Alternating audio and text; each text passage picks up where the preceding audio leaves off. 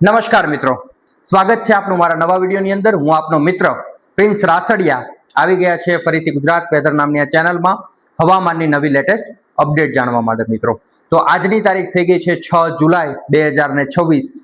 આજનો મોંઘેરો દિવસ એટલે ચોમાસાનો એક મહત્વનો દિવસ કે ભાઈ ઘણા સેન્ટરોની અંદર ખૂબ સારો વરસાદ થઈ રહ્યો છે અને ઘણા સેન્ટરોની અંદર હજી ગુજરાતમાં વરસાદની વ્યાપક ઘટ જોવા મળી રહી છે। મિત્રો શા માટે જે છે ગુજરાતના તમામ વિસ્તારની અંદર એક જેવો વરસાદ નથી થઈ રહ્યો અને ખૂબ એમ કહેવાય કે ચિંતાનો વિષય ગણાય કે ભાઈ શા માટે જે છે કે આવું પર્યાવરણીય ફેરફાર જોવા મળી રહ્યા છે। મિત્રો તો કે આપણે ચોમાસું આવવાનું હતું ત્યારથી જ થોડુંક જે છે કે આમે ચોમાસું આવવામાં લેટ હતું અને આવ્યું તો એમ હતું કે ભાઈ નબળી શરૂઆત થશે કે ભાઈ સામાન્ય વાવણીનો જે વાવણી લાયક વરસાદ થવો જોઈએ એ થશે અને પછી થોડોક સમય જશે એમ ધીમે ધીમે જે છે વરસાદ વધતો જશે। પણ થયું છે એવું એકદમ ઉલટું કે ભાઈ જેવું ચોમાસું ગુજરાતની અંદર એન્ટર થયું એટલે પેલા દક્ષિણ ગુજરાતની અંદર આવ્યું, દક્ષિણ ગુજરાતની અંદર જે છે કે વ્યાપક સારો એવો વરસાદ જોવા મળ્યો,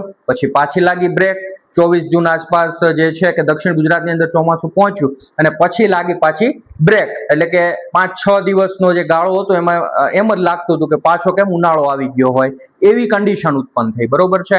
પછી જે 1 જુલાઈથી જે વરસાદે બેટિંગ ચાલુ કરી છે ગુજરાતના ઘણા મોટા વિસ્તારોની અંદર, જેમાંનો દક્ષિણ ગુજરાતનો વિસ્તાર હોય, સૌરાષ્ટ્રનો વિસ્તાર હોય, ત્યાં ભારેથી અતિ ભારે વરસાદ જે છે જોવા મળી રહ્યો છે। મિત્રો જેમાં દક્ષિણ ગુજરાતના મોટા ભાગના વિસ્તારની અંદર હાલ પણ 15 થી 20 ઇંચ જેટલો વરસાદ, અમુક સેન્ટરોની અંદર 25 ઇંચ વરસાદ પણ પડી ચૂક્યો હશે આ 3-4 દિવસના સમયમાં કે મિત્રો દક્ષિણ સૌરાષ્ટ્રની અંદર પણ જે છે વરસાદની સારી એવી બેટિંગ જોવા મળી રહી છે કે જેમાં દક્ષિણ સૌરાષ્ટ્રનો જે ભાવનગર છે, અમરેલી છે, ગીર સોમનાથ છે, જુનાગઢનો ભાગ છે, એમાં રીતસરની જે મેઘરાજાએ જે છે ધોલાઈ કરી હોય આ વિસ્તારોની એવું લાગી રહ્યું છે। મિત્રો કારણ કે મેં ગઈકાલે પણ મેં ટૂંકો વિડીયો મૂક્યો તો એમાં મેં કીધું હતું કે ભાઈ માંગરોળ તાલુકો છે એના ગ્રામ્ય વિસ્તારો છે એમાં 40 ઇંચ સુધીનો વરસાદ જે છે જોવા મળી રહ્યો છે।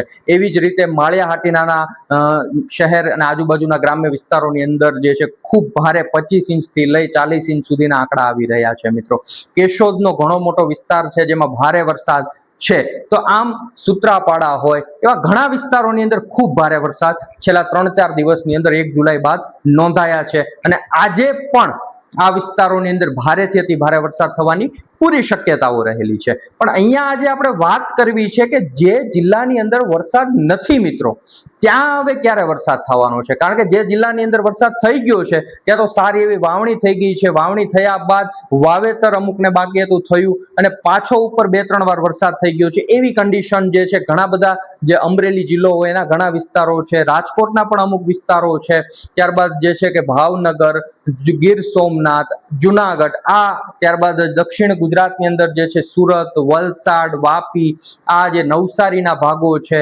અહીંયા ખૂબ સારો વરસાદ નોંધાઈ ગયો છે। મિત્રો પણ હવે જે બાકી છે કચ્છ જિલ્લો, પોરબંદર જિલ્લાના જે છે ઘણા મોટા વિસ્તારો બાકી છે, હજી જામનગર જિલ્લો હોય અને જે છે કચ્છની આ અડીને જે બોર્ડર કાંઠાનો વિસ્તાર છે ઉત્તર ગુજરાતનો ઘણો બધો પટ્ટો, વાવ-થરાદ જિલ્લો છે અને બનાસકાંઠા સાબરકાંઠાના અમુક વિસ્તારોમાં હજી વાવણી લાયક વરસાદ નહીં હોય અને ક્યાંક મહેસાણા પાટણના અમુક વિસ્તારો હજી બાકાત રહી જતા હશે, ત્યારબાદ મોરબી સુરેન્દ્રનગરની અંદર પણ હજી અમુક વિસ્તારોની અંદર વાવણી લાયક વરસાદ નહીં હોય અને હશે તો ઓછો હશે, સામાન્ય વાવણી હોય એવો વિસ્તાર જે છે કે હજી ઘણા બધા ગુજરાતની અંદર બાકી રહી ગયા છે। તો હવે આપણે વાત કરવી છે કે આ જિલ્લાની અંદર હવે વરસાદ ક્યારે, તો એક પછી એક જે જિલ્લાઓ બાકી છે જ્યાં વરસાદ થઈ ચૂક્યો છે ત્યાંનો તો આનંદ જ છે, પણ નથી તો ત્યાં હવે આનંદના સમાચાર ક્યારે આવશે તો એની વાત કરી લઈએ। તો મિત્રો કચ્છ જિલ્લો છે, આપણે કોઈ ખોટા વાયદા આપવા નથી કે ભાઈ કચ્છ જિલ્લાની અંદર ક્યારે વરસાદ થઈ શકે,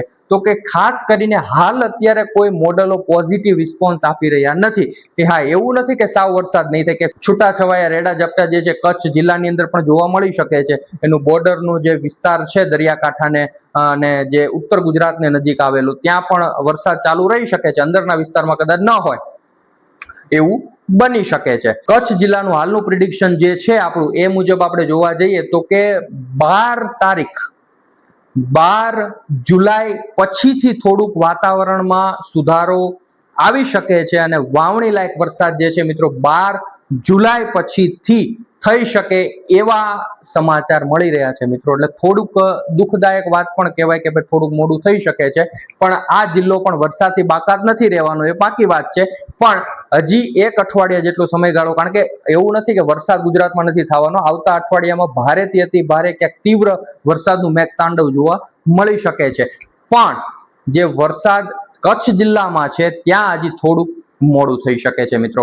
ત્યારબાદ જામનગર જિલ્લાની વાત કરીએ તો કે જામનગર જિલ્લાનું જે છે આપણે દરિયાકાંઠાનો ભાગ જામનગર જિલ્લાનો, ત્યાં હજી થોડુંક વરસાદમાં મોડું થઈ શકે છે. પણ જામનગર જિલ્લાનો જે આ બાજુ એટલે કે જે આપણે રાજકોટ સાઈડનો ભાગ હોય એ વિસ્તારોની અંદર જે છે કે વરસાદ હજી 8-9 જુલાઈ આસપાસ જે છે ત્યાં વાવણી લાયક વરસાદની પૂરેપૂરી સંભાવનાઓ રહેલી છે.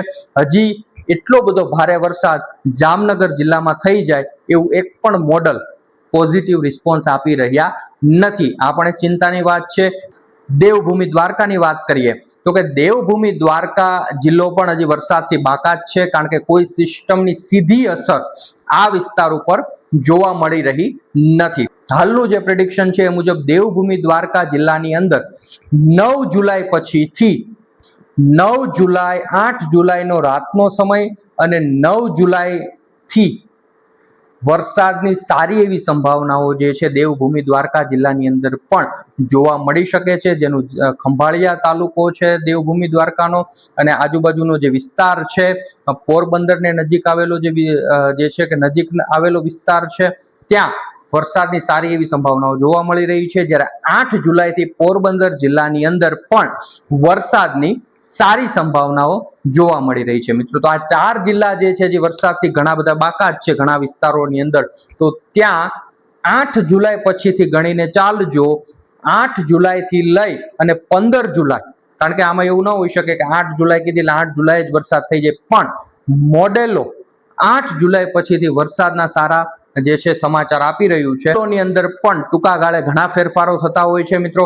એટલે એ ખાસ જે છે ધ્યાનમાં લેવા જેવી બાબત છે કે મોડેલો પણ ઘણી વખત જે છે કે લાંબા ગાળાના પ્રિડિક્શનમાં ક્યાંક ચૂક ખાતા હોય છે, અને આપણું જે પ્રિડિક્શન છે એ મોટા ભાગના જે કઈ મોડેલો છે એ શું બતાવી રહ્યા છે એને આધારરૂપ છે. તો આ જિલ્લાઓની અંદર મેં જેમ કીધું તમને એમાં સૌથી મોડો વારો કચ્છ જિલ્લાનો આવી શકે છે, અને સૌથી પહેલા પોરબંદર જિલ્લો અને જામનગર જિલ્લાના અમુક ભાગો, ત્યારબાદ જે છે કે દેવભૂમિ દ્વારકા જિલ્લાના ભાગો અને ત્યારબાદ કચ્છ જિલ્લાના ભાગો.